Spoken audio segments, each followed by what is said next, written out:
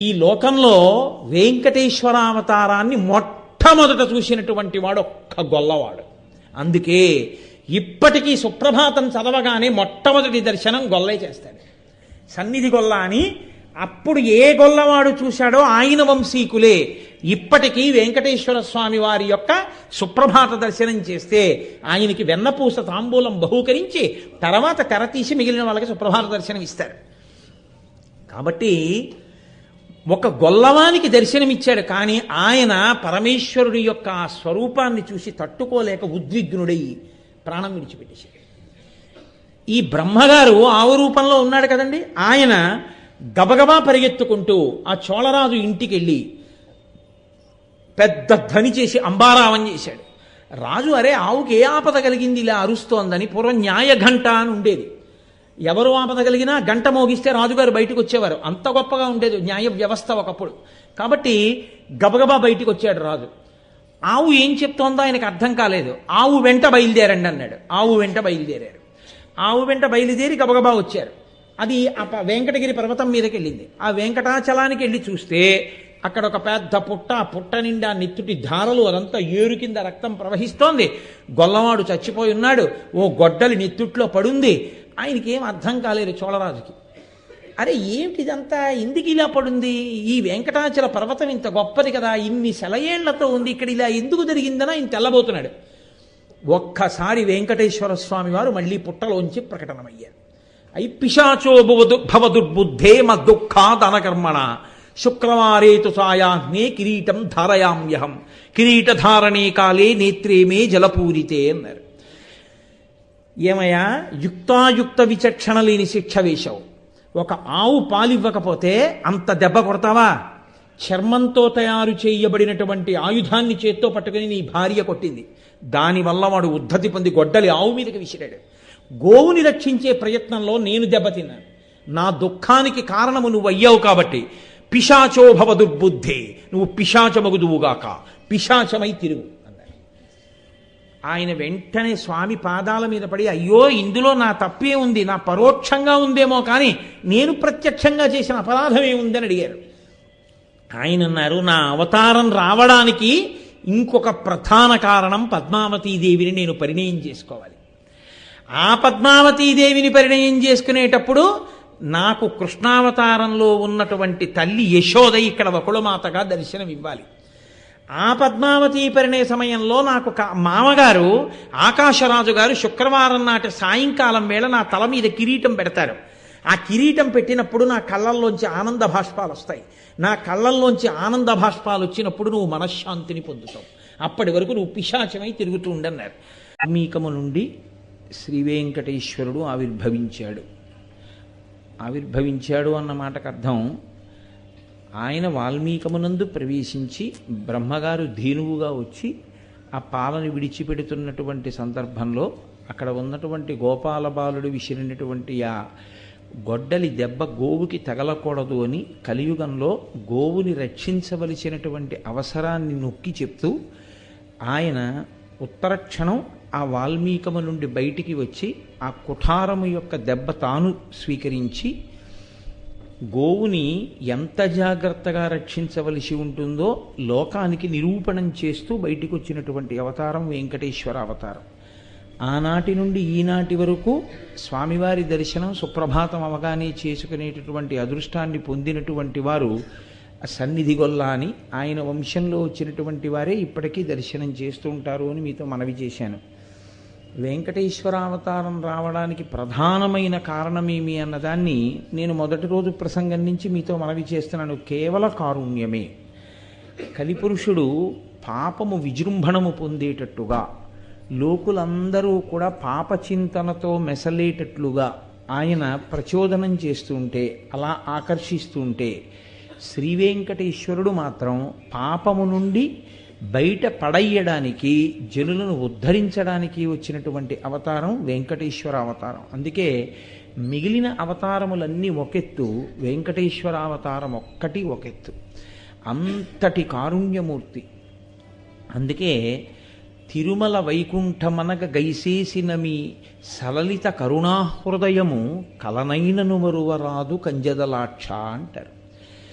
సాక్షాత్తుగా తిరుమలనే శ్రీవైకుంఠంగా మార్చుకుని అక్కడికి వచ్చి నిలబడినటువంటి ఆ స్వామి యొక్క కారుణ్యాన్ని కలలో కూడా మర్చిపోవడం కుదరదు. అంతటి అనుగ్రహ ప్రదాత. అసలు నిజానికి వెంకటేశ్వర స్వామి వారు ఈ భూమండలం మీద అవతరించినప్పటి నుంచి వాల్మీకము నుండి ఆయన వ్యక్తమై వెంకటాచల పర్వతము మీద తిరిగినప్పుడు ఆదివరాహమూర్తిగా అదే విష్ణు తేజస్సు వెంకటాచల పర్వతం మీద ఉన్నప్పుడు మొట్టమొదట దర్శనమైంది ఎవరికో తెలుసా అండి? ఆయన ఎవరి చేత్తో తీసుకొచ్చి పెట్టిన పదార్థములను రోజూ తినేవారో తెలుసా? శ్రీదేవి భూదేవి సహితుడై చతుర్భుజుడైనటువంటి వెంకటేశ్వరుడిగా ఆయన తిన్నది ఒక బోయవాని చేతితో తిన్నారు. మీరు కావాలంటే స్కాంద పురాణం పరిశీలనం చేయండి. వసువు అనబడేటటువంటి ఒక బోయవాడు ఒకానొకప్పుడు చామదుంపల పొలాన్ని సాగు చేస్తూ ఉండేవాడు. ఆయన చామదుంపలు వేసి ఆయన కుటీరం ఓ చెట్టు కింద ఉండేది, అంతే. ఓ చిన్న పందిరిలో ఉండేవాడు ఆయన. ఆయనకి భార్య, కుమారులు. ఆయన రోజు కాసి ఆ చెట్టుకే, మీరు ఇప్పుడంటే ఈ అలవాటు తప్పిపోయింది. పూర్వం కొయ్యతో చేసినటువంటి వెంకటేశ్వర స్వామి మూర్తులు చాలా ఎక్కువగా ఉండేవి. ఈ సంతలనగా లేకపోతే ఆ ఉత్సవాలు జరిగేటటువంటి దేవాలయ ప్రదేశాలలో ఎక్కడైనా దారుతో నిర్మాణము చేయబడిన వెంకటేశ్వర మూర్తులు ఉండేవి. ఆయన కూడా అలాగే ఒక చెట్టులో ఆ చెట్టు యొక్క కాండము మొదలు ఏది ఉంటుందో అక్కడే పరమేశ్వరుడు ఉన్నాడని ఊహ చేసేవాడు. ఆయనకి పక్కనే కొంత పొలం ఉండేది. ఆ పొలంలో చామదుంపలు వేస్తుండేవాడు ఆయన. ఆయన రోజు ఏం చేస్తాడంటే ఏ రోజుకు ఆ రోజే ఉదయం వెళ్ళి ఆ చామదుంపల పొలంలోంచి 4 మొక్కలు పీకుతాడు. దాని వేర్లకి పట్టుకున్నటువంటి పచ్చి దుంప ఎంత ఉందో ఆ దుంపలు తీస్తాడు. వాటిని కసి నీళ్లలో ఉడకబెడతాడు. ఆ ఉడకబెడితే అవి మెత్తగా అవుతాయి. మెత్తగా అయినటువంటి ఆ చామదుంపల మీద ఉన్నటువంటి ఆ పొర తీసేస్తాడు. లోపల నుంచి తెల్లగా ఉన్న చామదుంపలు ఇలా ముట్టుకుంటే ముద్దయిపోయేటట్టుగా ఉంటాయి. ఇప్పుడు ఒక దోణిలో తేనె పట్టుకొచ్చి ఆ తేనెలో ఈ చామదుంపలు వేస్తాడు. వేసి ఇవి పట్టుకుని తింత్రిణీ వృక్షం కింద ఆ చింత చెట్టు కింద పుట్టలోంచి బయటికి వచ్చి ఈయన కోసమే కూర్చునేవాడు వెంకటేశ్వర స్వామి. ఎలాగో తెలుసా అండి? శ్రీదేవి భూదేవి సహితుడై కూర్చుని ఉండేవాడు. ఈ బోయవాడు ఇది పట్టుకుని వెళ్ళేవాడు. వెళ్ళి స్వామి తినండి అనేవాడు. వచ్చావా ఇలాగి అని ఆ దుంపలు తేనెలో ఉన్నవి తీసుకుని ఆయన తింటూ ఉండేవాడు రోజు. వెంకటేశ్వరావతార ఆవిర్భావ సమయమునందు జరిగినటువంటి వృత్తాంతం అది. అది ఒకప్పుడు ఎంత చమత్కారానికి వెళ్ళిపోయిందో తెలుసా అండి? తన కొడుకుకి కాపలా ఉంచి చెట్టు కింద చామదుంపలు ఉడికించి అక్కడ గిన్నెలో పెట్టి తేనెలో వేసి వెంకటేశ్వర స్వామి వారికి పట్టుకెళ్ళి ఇస్తాడు. ఆయన పట్టుకెళ్ళి ఇస్తే వండుకున్నవన్నీ పట్టుకెళ్ళి అక్కడ పెడతాడు. మనం మహానైవేద్యం అంటే చెంచాడన్నం ఓ ఇంత పప్పు పెడతాం, మిగిలింది మనం తినాలని మనకు తెలుసు. అందులో మహానైవేద్యం ఇప్పుడు వండిందంతా పెట్టిన పాపానే బొమ్మనం అసలు. ఆయన అలా కాదు. ఆయన ఆ చామదుంపలన్నీ ఉడికించి తేనెలో వేసి పట్టుకుని వెళ్ళిపోతాడు వెంకటేశ్వర స్వామి వారి దగ్గరికి. ఆయన ఏం చేస్తాడంటే అలా చూసి ఓ 4 దుంపలు పెట్టు, నీకెన్ని కావాలి లక్ష్మి అంటాడు. నాకు 3 ఇవ్వండి. భూదేవి నీకెన్ని కావాలి? నాకు 2 చాలు. వాళ్ళకి ఇచ్చేసి మిగిలిన నువ్వు తినవా అంటాడు. ఆయన తింటుంటాడు, ఈయన తింటుంటాడు అక్కడే కూర్చొని. ఒక బోయవాడు అనుభవించాడు వెంకటేశ్వరావతారము యొక్క అనుగ్రహాన్ని. ఆయన పేరు వసువు. ఆయననే ఆదివరాహమూర్తి కూడా అనుగ్రహించాడు. స్కాందం ఏం చెప్తోందో తెలుసా అండి? ఆయన చామదుంపల పొలంలోకి ఒకానొకప్పుడు ఆదివరాహస్వామి వారు, అప్పటికసలు ప్రకటనం కాలేదు ఆయన. ప్రకటనం కానటువంటి ఆదివరాహస్వామి కూడా పుట్టలోనే ఉండేవారు. పుట్టలో ఉన్న ఆదివరాహస్వామి తెల్లటి పంది రూపంలో ప్రతిరోజు ఈ వసువు వేసినటువంటి ఆ చామదుంపల పొలంలోకి వచ్చి ఆ చామదుంపల్ని తన ముట్టితో పెల్లగించి తింటూ ఉండేవారు.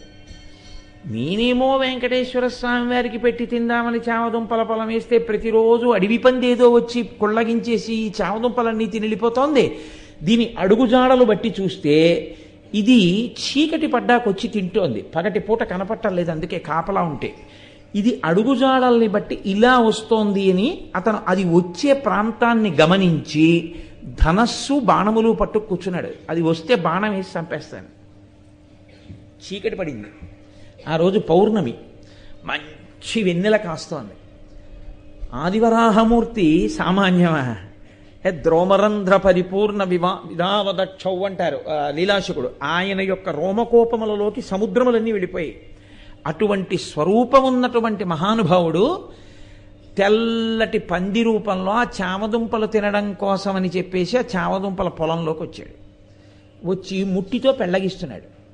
పెళ్ళగిస్తుంటే ఈయన బాణాన్ని గురి చూసి ఎక్కుపెట్టాడు. సర్వజ్ఞుడైన పరమాత్మకి తెలియదు. ఈయన అమాయకత్వం గమనించాడు. నేను అడవి పందిని అనుకుంటున్నాడని. ఆయన ముందు పరిగెత్తాడు, ఈయన వెనక పరిగెత్తాడు. ఈశ్వరుడికి అదొక లీల. భక్తుల్ని చూస్తే పరిగెత్తాడు. కొడుకుని పిలిచాడు. ఒరేయ్, పంది దొరకట్లేదు, నాతో రారా అన్నాడు. దూరంగా వెళ్ళిపోతూ పెద్ద కేకేశాడు. కొడుకు తండ్రి కోసమని కొడుకు పరిగెడుతున్నాడు. తండ్రి గబగబగబా వెళ్ళాడు. చంద్రాస్తమయం అయిపోయింది, అంటే తెల్లవారిపోయింది. ఈ పంది ఇప్పుడు ఎక్కడ మనమైతే స్వామి పుష్కరిణి తీరంలో ఆదివరాహస్వామి దేవాలయ దర్శనం చేస్తున్నామో అక్కడ పుట్టలోకి వెళ్ళిపోయింది ఆ పంది. వెళ్ళిపోగానే అతనికి ఎక్కడ లేని కోపం వచ్చింది. చామదుంపల పొలం అంతా కొల్లగించింది కాకుండా ఇది పుట్టలో దూరింది అని అతను ఆ వాల్మీకాన్ని ఛేదించి ఆ పుట్ట తవ్వాడు. పుట్ట తవ్వేటప్పటికి లోపల స్వామివారి యొక్క శరీరము లీలామాత్రంగా కనపడింది. అంతే. ఆ తేజస్సు చూడలేక అతను మూర్ఛపోయాడు. కొడుకు పరిగెత్తుకుంటూ వచ్చి తండ్రిని చేరాడు.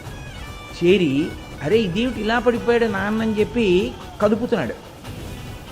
పుట్టలో ఉన్న ఆదివరాహస్వామి తండ్రిని ఆవేశించి తొండమాన్ చక్రవర్తిని ఇక్కడ దేవాలయ నిర్మాణం చెయ్యమని చెప్పు, నేను ఆదివరాహస్వామిని భూదేవి సహిత ఆదివరాహమూర్తినై ఇక్కడ ఉన్నాను. నేను పుట్టలోంచి కొంత భాగం పైకి లేచి లక్ష్మి నా వక్షస్థలం మీద ఇలా ప్రకాశిస్తుండగా ఇదిగో ఇక్కడ దొరికిన పలక మీద చెక్కించి నన్ను ప్రతిష్ఠ చెయ్యండి, దాని యందు నా తేజస్సు ఆవాహన అవుతుంది అని ఆయన ప్రకటన చేశాడు. అప్పుడు ఈ బోయవాడు రాజుకి చెప్తే అప్పుడు ప్రతిష్ఠ అయింది ఆదివరాహస్వామి దేవాలయం. కాబట్టి అసలు మొట్టమొదట అనుగ్రహించింది ఒక బోయవాణ్ణి. ఆ బోయవాడే ఆదివరాహస్వామి దేవాలయ నిర్మాణానికి కారకుడు. ఆ బోయవాడే వెంకటేశ్వర స్వామి వారికి చామదుంపలు తేనెలో పెట్టి ధన్యత పొందినవాడు. ఆయన ఒక రోజున చామదుంపలన్నిటినీ ఉడికించి మెత్తగా అయిపోయాయని చూసి తేనె పట్టుకొచ్చి దోణిలో పోయివే పట్టుకెడతాను వెంకటేశ్వరుడికి అన్నాడు. ఆవిడ చూసింది తేనె అయిపోయిందండి భార్య. ఆయన అన్నాడు, రా మన ఇద్దరం వెళ్ళి తేనె పట్టుకొద్దాం, పక్కన ఇంకొక అడవిలో తేనె పట్లు ఉన్నాయి, అక్కడి నుంచి తేనె ఎట్టుకొద్దామని కొడుకుని పిలిచి అన్నాడు, రే నువ్వు ఈ చామదుంపలు జాగ్రత్తగా చూస్తుండు, నేను అమ్మ వెళ్ళి తేనె పట్టుకొస్తాం అన్నాడు. అలాగే నాన్నగారండి అన్నాడు. వాడు కూర్చున్నాడు. బోయవాడు భార్య పక్కన ఉన్న అరణ్యంలోకి వెళ్ళారు తేనె కోసం. తేనె తేవడం అంటే అదంతా చెరువులో నీళ్లు తేవడంతో సమానం కాదు. అక్కడ ఒక పెద్ద పొగ పెట్టాలి, తేనెటీగలు వెళ్ళిపోవాలి, వీళ్ళు దాక్కోవాలి, తేనె పట్టు దింపాలి, పిండాలి, తేనె తేవాలి.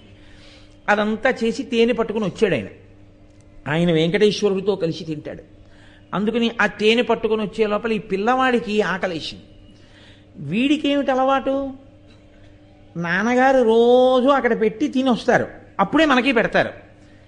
కాబట్టి అక్కడికెక్కడికో వెళ్ళి పెట్టడం ఎందుకు? నాన్నగారు ఈ చెట్టేగా వెంకటేశ్వర స్వామి అంటుంటారు, కాబట్టి ఇక్కడ పెట్టేస్తే అయిపోదేమిటి?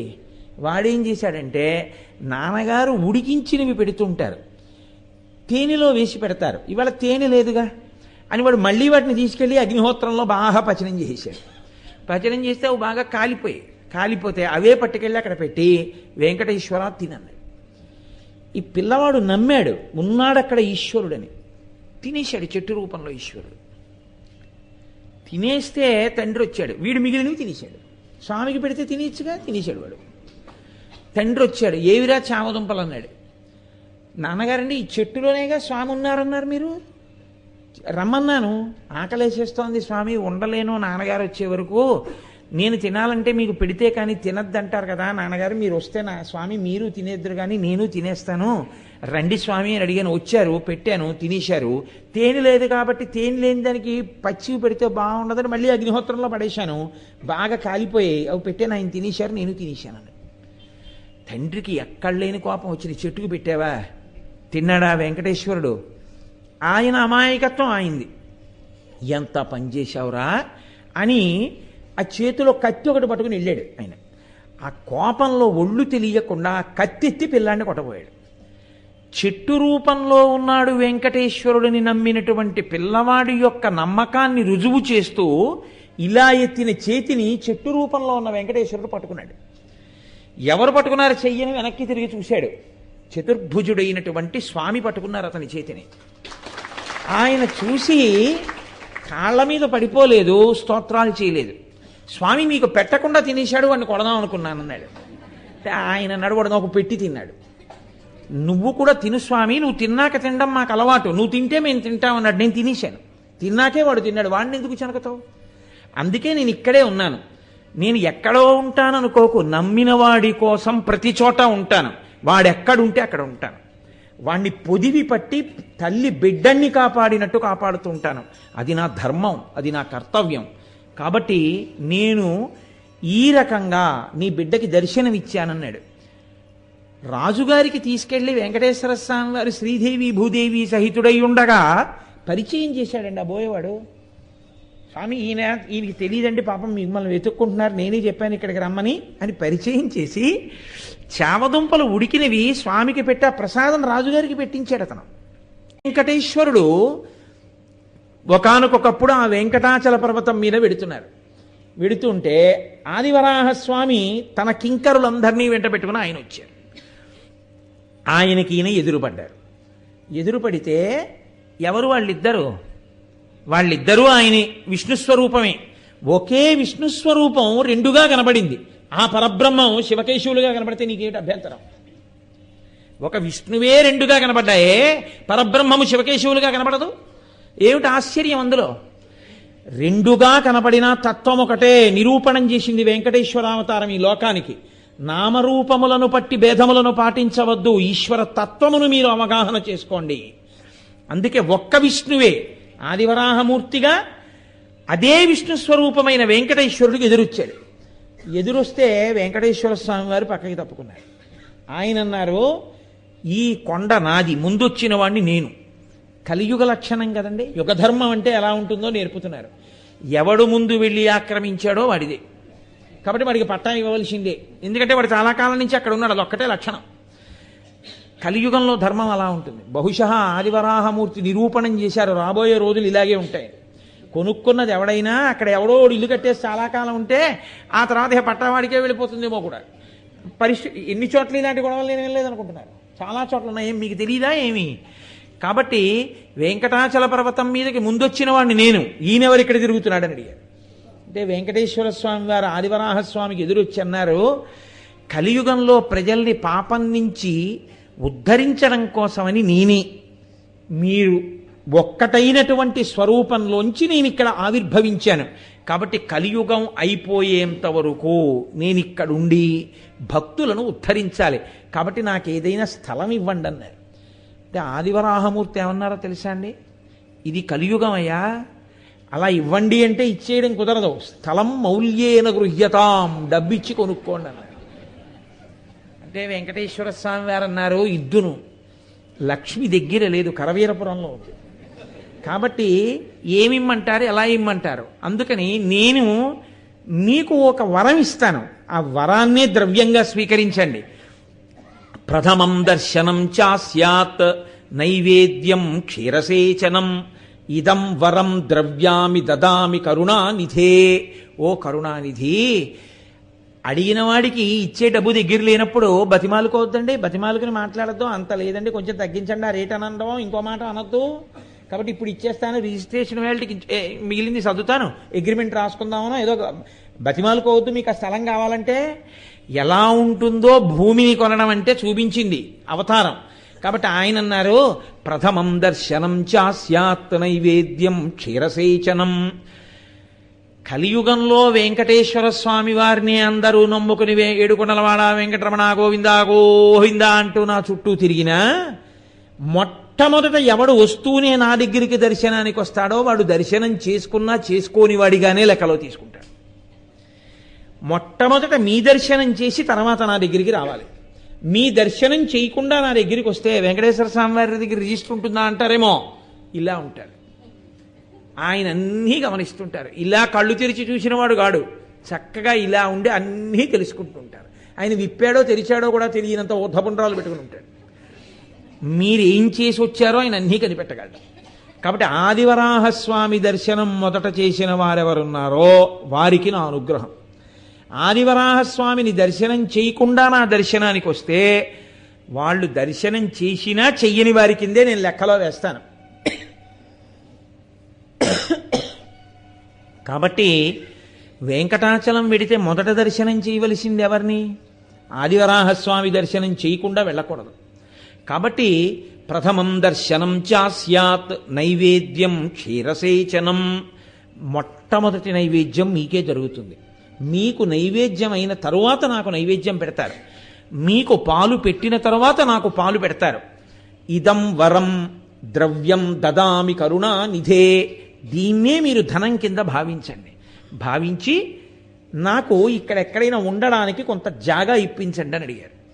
అడిగితే ఆదివరాహస్వామి వారు అన్నారు, ఎన్నాళ్ళు కావాలి మీకు ఇలాగని అడిగారు. కలియుగ పర్యంతం, కలియుగం ఉన్నంత కాలం ఉంటాం, ప్రజల్ని ఉద్ధరించాలి కదా, మరి అందుకని ఇక్కడే ఉంటాను. కాబట్టి అప్పటి వరకు మన ఇద్దరి మధ్య ఇది ఒడంబడిక అంటే ఆయన అన్నారు, సరే ఉండండి.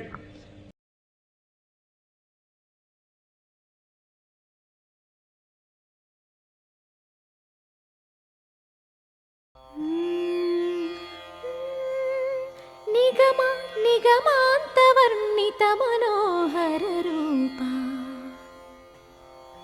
నగరాజధరుడా శ్రీనారాయణ. నిగమ నిగమాంతవర్ణిత మనోహర రూప నగరాజధరుడా శ్రీనారాయణ. నారాయణ శ్రీమన్నారాయణ, నారాయణ వెంకట నారాయణ.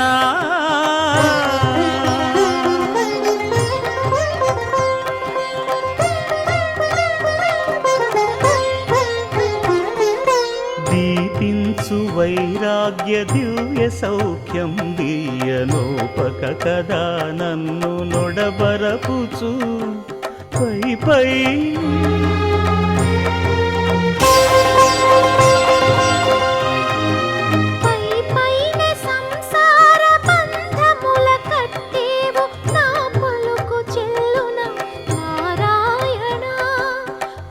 పైనే సంసార బంధముల కట్టేవు నా పలుకు చెల్లున నారాయణ.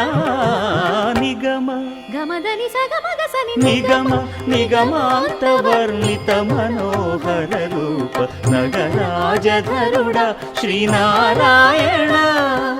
నారాయణ శ్రీమన్నారాయణ, నారాయణ లక్ష్మీనారాయణ.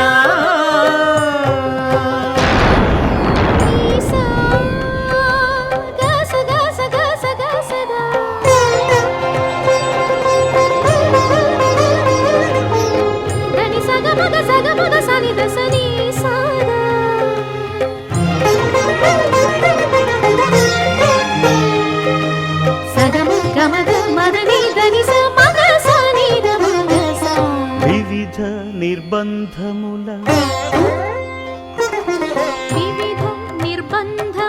వెడల ద్రోయక నన్ను భవసాగరముల దడబడ చేతురా. దివిజేంద్ర వంద్య శ్రీ తిరువెంకటాద్రీశ. హరే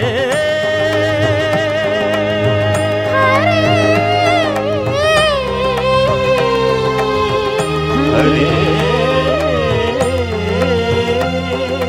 దివిజేంద్ర వంద్య శ్రీ తిరువెంకటాద్రీశ నవనీత చోర శ్రీనారాయణ. నిగమ గసమగదమని దసని నిగమ నిగమాంతవర్ణిత మనోహర రూప నగరాజధరుడా శ్రీనారాయణ. నారాయణ శ్రీమన్నారాయణ.